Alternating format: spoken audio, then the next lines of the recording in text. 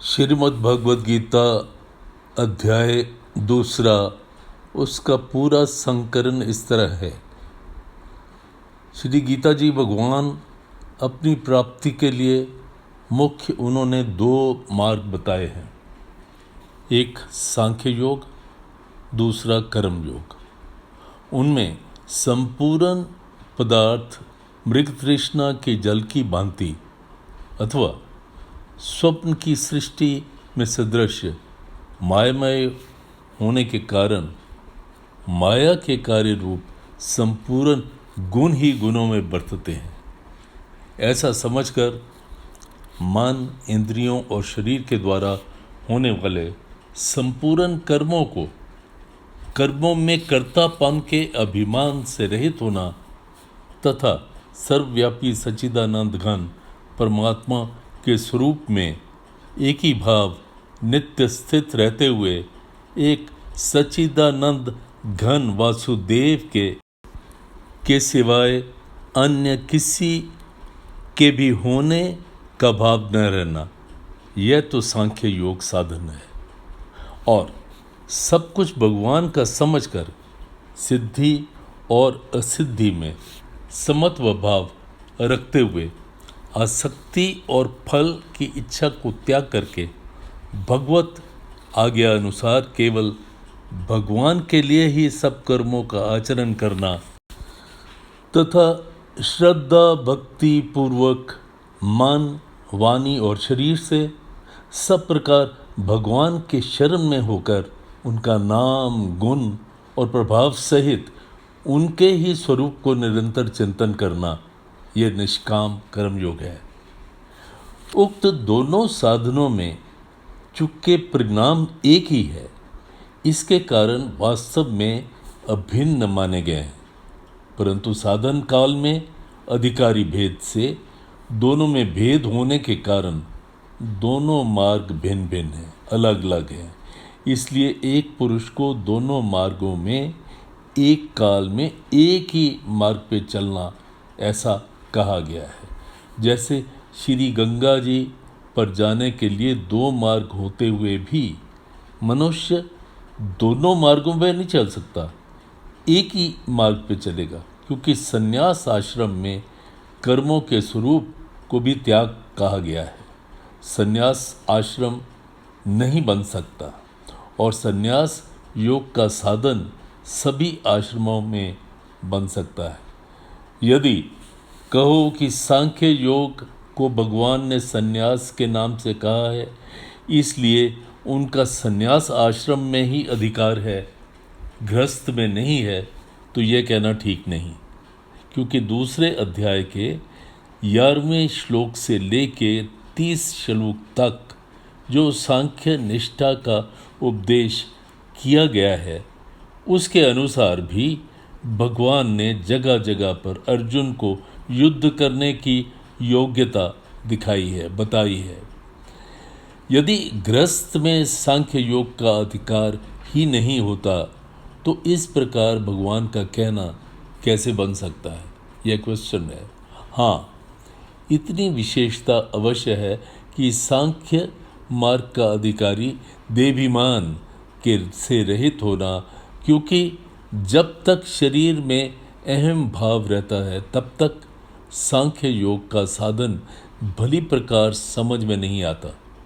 इसी से भगवान ने सांख्य योग को कठिन बताया है और निष्काम कर्म योग साधन में सुगम होने के कारण अर्जुन के प्रति जगह जगह पर उन्होंने कहा है कि निरंतर मेरा चिंतन करता हुआ निष्काम कर्म योग का आचरण कर। दूसरे अध्याय का 47वां श्लोक बहुत ही चर्चित रहा है। श्लोक है, कर्मण्येवाधिकारस्ते मां फलेषु कदाचन मां कर्म फल हेतुर्फुर्मा ते संगो सत्वकर्मणि। इसका मतलब ऐसा समझाया जाता है कि भाई तुझे सिर्फ कर्म करना चाहिए, फल की इच्छा नहीं करनी चाहिए। आम आदमी फिर ये सोचता है कि अगर फल की इच्छा ही नहीं करनी तो फिर मुझे कर्म क्यों करना चाहिए, अगर मुझे फल ही नहीं मिलना तो कर्म करने की क्या ज़रूरत है? ऐसा नहीं है। फल की इच्छा अगर करते रहो तो आप अपना कर्म प्रॉपरली ठीक ढंग से नहीं कर पाओगे। इसलिए भगवान का अधिकार नहीं है। इसका मतलब ये नहीं है कि फल आपको नहीं मिलता है, लेकिन उसके बारे में सोचना, उसके बारे में ये कहना कि मैंने अभी ये काम किया है तो इसका मुझे फल मिलना चाहिए, ये ठीक नहीं है। इसका सही मतलब ये है कि आप अपने आप को जो कर्म करते हो उसको तो करो, ध्यानपूर्वक करो, लेकिन उसके फल की इच्छा मत करते रहो, उसके फल के बारे में सोचते मत रहो। वो आपको मिलेगा। आपको फेथ रखना है, फेथ रखना है लेकिन सोचना नहीं है, फेथ रखना है लेकिन इच्छा नहीं करनी। अभी दूसरे अध्याय का हिंदी अनुवाद श्लोक 1 से। संजय बोला कि पूर्वोक्त प्रकार से करुणा करके व्याप्त और आंसुओं से परिपूर्ण तथा व्याकुल नेत्रों वाले शोक युक्त उस अर्जुन के प्रति भगवान मधुसूदन ने यह वचन कहा, हे अर्जुन, तुमको इस विषम स्थल में यह अज्ञान किस हेतु के प्राप्त हुआ? क्योंकि न तो यह श्रेष्ठ पुरुषों के आचरण किया गया है, न स्वर्ग को देने वाला है, न कीर्ति को करने वाला है। इसलिए हे अर्जुन, नपुंसकता को मत प्राप्त हो, यह तेरे योग्य नहीं है। हे परतंप, तुच्छ हृदय की दुर्बलता को त्याग कर युद्ध के लिए खड़ा हो जा। तब अर्जुन बोला, हे मधुसूदन, मैं रणभूमि में भीष्म पितामह और द्रोणाचार्य के प्रति कैसे परिहार करके बाणों से उनको छेदन करूंगा, युद्ध करूंगा, क्योंकि अरिसूदन वे तो दोनों ही पूजनीय है। इसलिए इनको, इन महानुभाव गुरुजनों को मारकर इस लोक में भिक्षा का अन्न भोगना भी मैं समझता हूँ वो ज़्यादा कल्याणकारी है, क्योंकि गुरुजनों को मारकर भी इस लोक में रुद्र से सने हुए अर्थ तथा काम रूप भोगों को ही तो भोगूंगा। और हम लोग यह भी नहीं जानते कि हमारे लिए क्या करना उचित है, क्या श्रेष्ठ है। यह भी नहीं जानते कि हम जीतेंगे या वो जीतेंगे। जिनको मारकर हम जीना भी नहीं चाहते, वही धृतराष्ट्र के पुत्र हमारे सामने खड़े हैं। इसलिए कायरता रूप दोष करके अपहत हुए स्वभाव वाला और धर्म के विषय में मोहित चित्त हुआ मैं आपको पूछता हूँ, जो कुछ निश्चय किया हुआ कल्याणकारक साधन हो वह मेरे लिए आप कहिए, क्योंकि मैं आपका शिष्य हूँ। इसलिए आप मुझे अच्छी तरह से बताइए, समझाइए। मैं आपकी शरण में आया हूँ, शिक्षा दीजिए। क्योंकि भूमि में निष्कंटक धन धान्य संपन्न राज्य को और देवताओं के स्वामीकन को प्राप्त होकर भी मैं उस उपाय को नहीं देखता जो कि मेरी इंद्रियों को सुखाने वाले शोक को दूर कर सके। संजय बोला, हे राजन, निद्रा को जीतने वाला अर्जुन अंतर्यामी श्री भगवान कृष्ण महाराज के प्रति इस प्रकार कहकर फिर श्री गोविंद भगवान को यह कह के मैं युद्ध नहीं करूँगा स्पष्ट कहकर चुप हो गया। उसके उपरांत हे भरतवंशी धृतराष्ट्र, अंतर्यामी श्री कृष्ण महाराज ने दोनों सेनाओं के बीच में शोक युक्त उस अर्जुन को हंसते हुए यह वचन कहा, हे अर्जुन, तू न शोक करने योग्य लोगों के लिए शोक करता है और पंडितों के से वचनों को कहता है, परंतु पंडित जन जिनके प्राण चले गए हैं और जिनके प्राण नहीं गए उनके लिए कभी भी शोक नहीं करते हैं, क्योंकि यह आत्मा नित्य है। इसके लिए शोक करना उपयुक्त है। वास्तव में ना तो ऐसा है कि मैं किसी काल में नहीं था अथवा तू नहीं था अथवा ये राजा लोग नहीं थे, और न ऐसा ही है कि इसके आगे हम सब नहीं रहेंगे, किंतु जैसे जीवात्मा की इस देह में कुमार, युवा और वृद्ध अवस्था होती है, वैसे ही अनन्य दूसरे अन्य शरीर की प्राप्ति होती है। उस विषय में धीर पुरुष मोहित नहीं होता, अर्थात जैसा कुमार, युवा और जरावस्था रूप स्थूल शरीर का विकार अज्ञान से आत्मा को भासता है, वैसे ही एक शरीर से दूसरे शरीर को प्राप्त होना रूप सूक्ष्म शरीर का विकार भी अज्ञान से ही आत्मा को भासता है। इसलिए तत्व के जानने वाले पुरुष इस विषय में मोहित नहीं होते, इस विषय में शोक नहीं करते। एक पंक्ति पुत्र, सर्दी गर्मी सुख दुख देने वाले इंद्रियों और विषयों के संयोग तो क्षण भंगुर और अनित्य है। इसलिए हे भरतवंशी अर्जुन, इन दोनों को तू सहन करना ही पड़ेगा, क्योंकि हे पुरुष श्रेष्ठ, सुख दुख को समान समझने वाले जिस धीर पुरुष को यह इंद्रियों के विषय व्याकुल नहीं करते, वो मोक्ष के लिए योग्य होता है। और हे अर्जुन, असत वस्तु का तो अस्तित्व नहीं है और सत वस्तु का अभाव भी नहीं है। इस प्रकार इन दोनों का ही तत्व ज्ञानी पुरुषों द्वारा देखा गया है।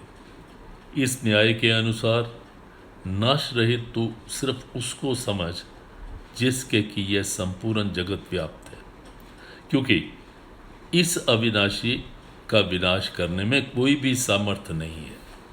और इस नाश रहित अप्रमेय नित्य स्वरूप जीवात्मा ने यह सब शरीर नाशवान कहे गए हैं।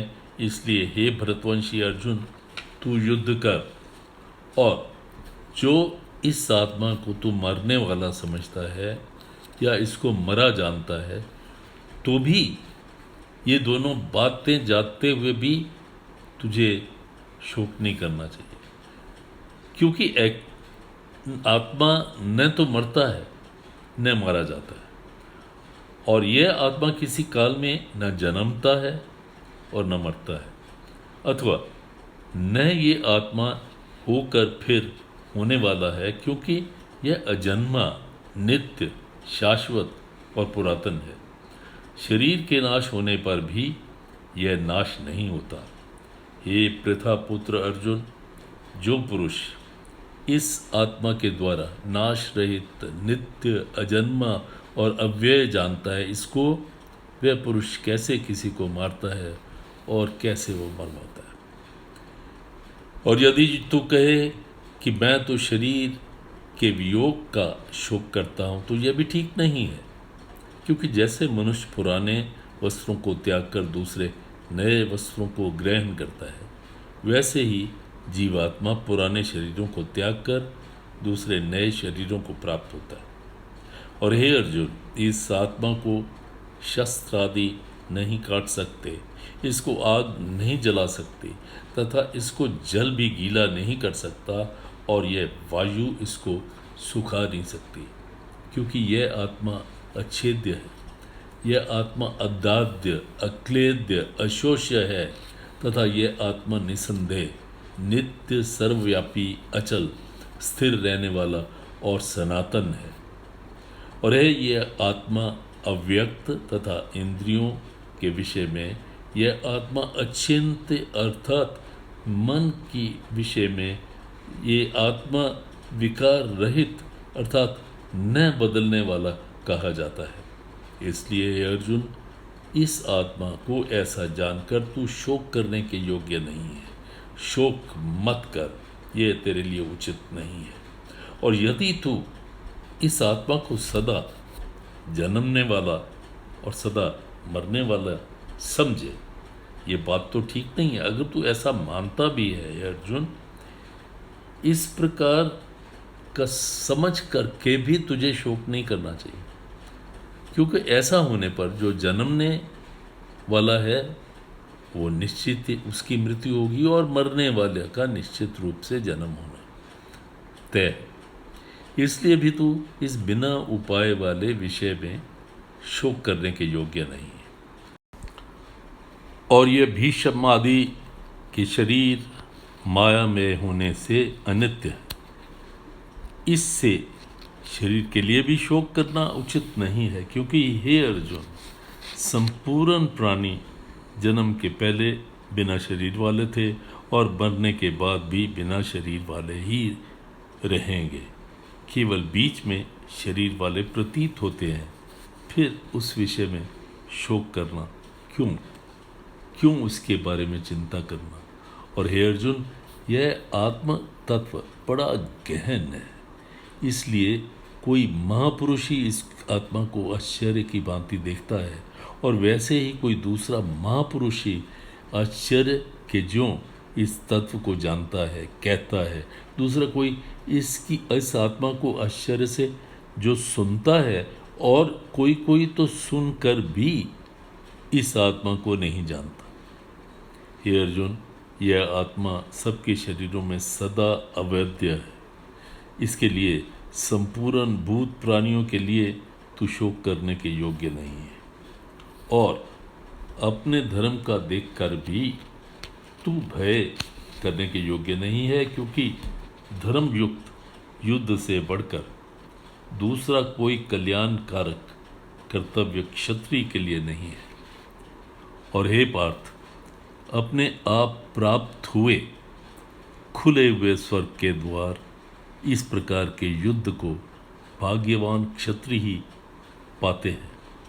और यदि तू इस धर्म युद्ध संग्राम को नहीं करेगा तो स्वधर्म और कीर्ति को खोकर पाप को प्राप्त होगा, और सब लोग तेरी बहुत काल तक रहने वाली अपकीर्ति का भी कथन करेंगे, और वह अपकीर्ति माननीय पुरुषों के लिए मरण से भी अधिक बुरी है। और जिनके लिए तो बहुत माननीय होकर भी तुच्छता को प्राप्त होगा, वह महारथी लोग तुझे भय के कारण युद्ध से उपराम हुआ मानेंगे, ऐसा कहेंगे कि तुम डर गए और भाग गए। तथा तेरे वैरी लोग सामर्थ्य की निंदा करते हुए बहुत से न कहने वाले योग्य वचनों को भी कहेंगे।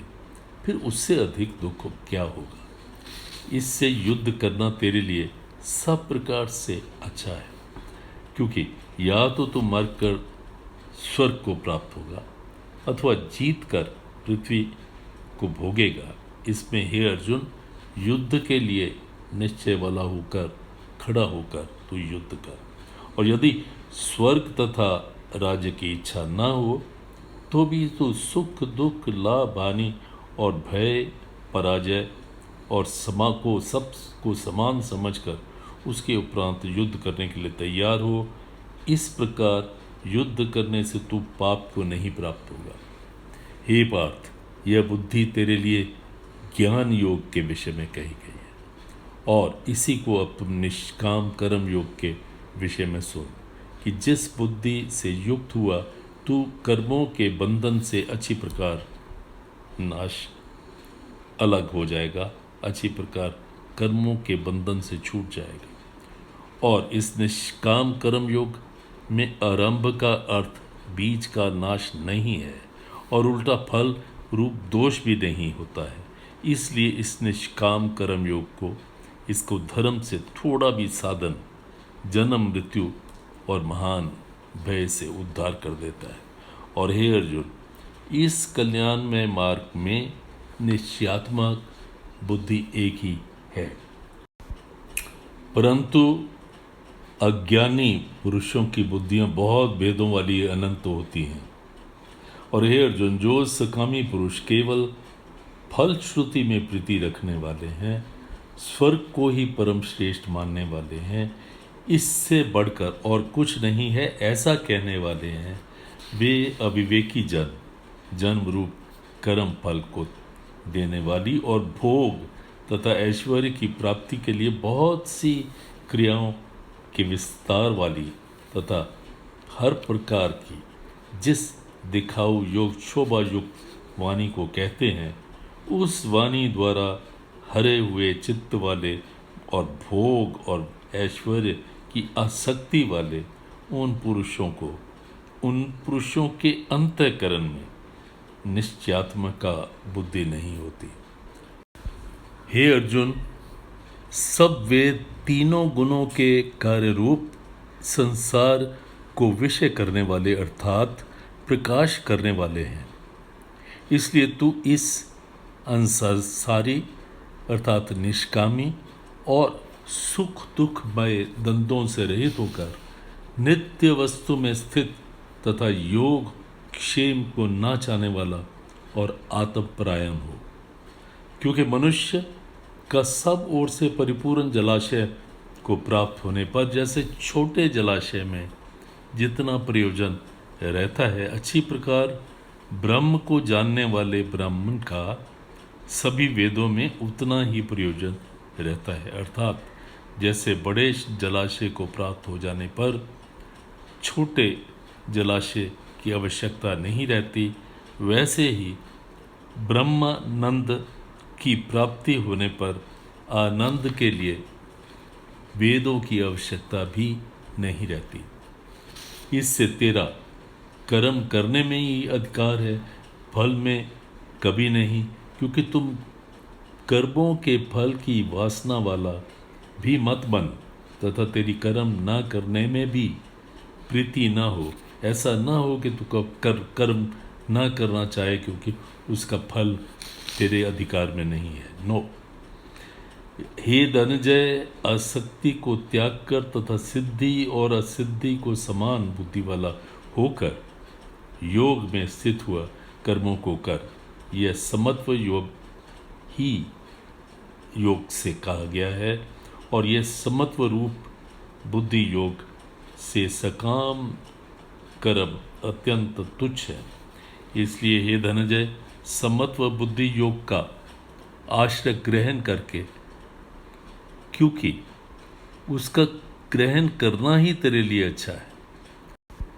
और समत्व बुद्धि युक्त पुरुष पुण्य पाप दोनों इस लोक में ही त्याग देता है, अर्थात उनसे लिपायमान नहीं होता।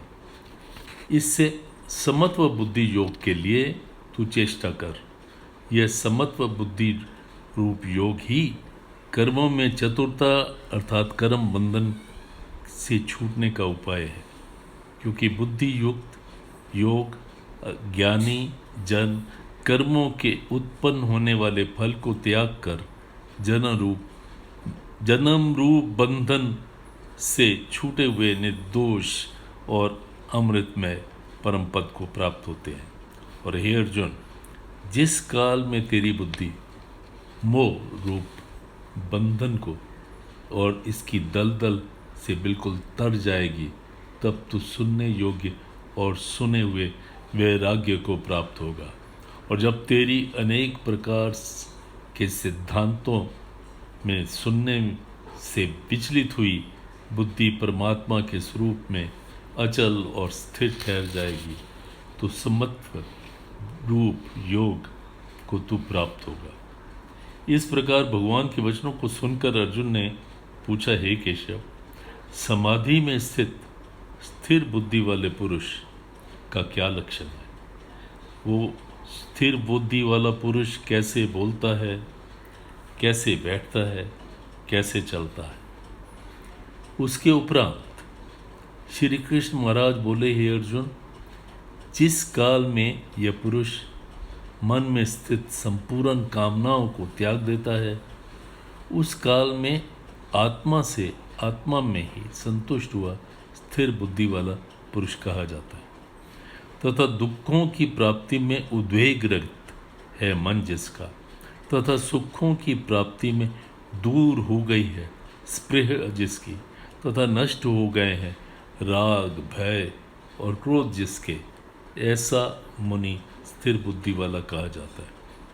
और जो पुरुष सर्वत्र स्नेह रहित हुआ उस शुभ और अशुभ वस्तुओं को प्राप्त होकर न खुश होता है, प्रसन्न होता है और न द्वेष करता है, उसकी बुद्धि स्थिर है।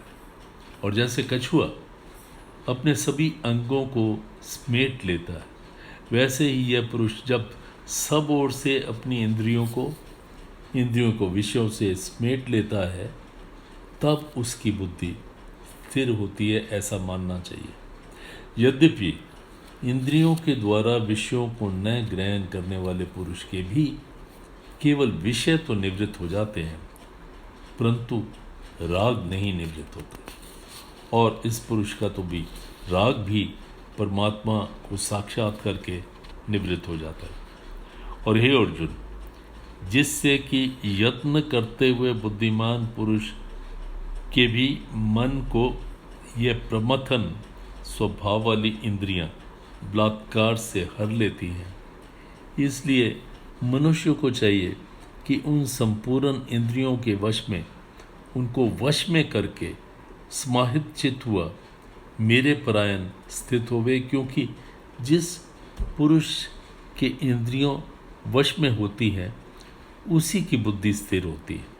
और हे अर्जुन, मन सहित इंद्रियों को वश में करके मेरे परायण न होने से मन के द्वारा विषयों की चिंतन होता है, और विषयों को चिंतन करने वाले पुरुष की उन विषयों में आसक्ति हो जाती है, कामना उत्पन्न होती है, और कामना में विघ्न पड़ने पर क्रोध उत्पन्न होता है, और क्रोध से अविवेक तथा मूढ़ भाव उत्पन्न होता है, और अविवेकी पुरुष की स्मरण शक्ति भ्रमित हो जाती है, और स्मृति के भ्रमित हो जाने से बुद्धि अर्थात ज्ञान शक्ति का नाश हो जाता है, और बुद्धि का नाश हो जाने से यह पुरुष अपने श्रेय साधन से गिर जाता है। परंतु स्वाधीन अंतःकरण वाला पुरुष राग द्वेष से रहित अपने वश में की हुई इंद्रियों द्वारा विषयों को भोगता हुआ अंतःकरण की प्रसन्नता अर्थात स्वच्छता को प्राप्त होता है, और उस निर्मलता के होने पर इसके संपूर्ण दुखों का अभाव हो जाता है, और उस प्रसन्न चित्त वाले पुरुष को उसकी बुद्धि शीघ्र ही अच्छी प्रकार से स्थिर हो जाती है। और हे अर्जुन, साधन रहित पुरुष के अंतःकरण में श्रेष्ठ बुद्धि नहीं होती, और उस अयुक्त के अंतःकरण में आस्तिक भाव भी नहीं होता है, और बिना आस्तिक भाव वाले पुरुष को शांति भी नहीं मिलती है। फिर शांति रहित पुरुष को सुख कैसे मिल सकता है? क्योंकि जल में वायु नाव को जैसे हर लेती है, वैसे ही विषयों में विचरती हुई इंद्रियों के बीच में जिस इंद्रिय के साथ मन रहता है, वह एक ही इंद्रिय इस अयुक्त पुरुष की बुद्धि को हर लेती है। इससे हे महाभाव, जिस पुरुष की इंद्रियां सब प्रकार से इंद्रियों के विषयों से वश में की हुई होती हैं, उसकी बुद्धि स्थिर होती है। और हे अर्जुन, संपूर्ण भूत प्राणियों के लिए जो रात्रि के समान है, वह नित्य शुद्ध बोध स्वरूप परमानंद में भगवत को प्राप्त हुआ योगी पुरुष जागता है, और जिस नाशवान क्षण भंगुर संसार सुख में सब भूत प्राणी जागते हैं, तत्व को जानने वाले मनुष्य के लिए, मुनि के लिए वह रात्रि के समान है। जैसे सब ओर से परिपूर्ण अचल प्रतिष्ठा वाले समुद्र के प्रति नाना नदियों के जल उसको चलायमान न करते हुए ही समा जाते हैं, वैसे ही जिस स्थिर बुद्धि पुरुष के प्रति संपूर्ण भोग किसी प्रकार का विकार उत्पन्न किए ही समा जाते हैं, वह पुरुष परम शांति को प्राप्त होता है, न कि भोगों को चाहने वाला। क्योंकि जो पुरुष संपूर्ण कामनाओं को त्याग कर ममता रहित और अहंकार रहित, स्पृहा रहित होकर बढ़ता है, वह शांति को प्राप्त होता है। और हे अर्जुन, ये ब्रह्म से प्राप्त हुए पुरुष की स्थिति है। इसको प्राप्त होकर मोहित नहीं होता और अंतकाल में भी इस निष्ठा में स्थित होकर ब्रह्मानंद को प्राप्त हो जाता है। ओम तत्सदति। श्रीमद्भागवत गीता सुपनिषत्सु ब्रह्म विद्या योग शास्त्रे श्री कृष्ण अर्जुन संवादे सांख्य योगो नाम द्वितीयो अध्याय। हरि ओम तत्सत। हरि ओम तत्सत। हरि ओम तत्सत।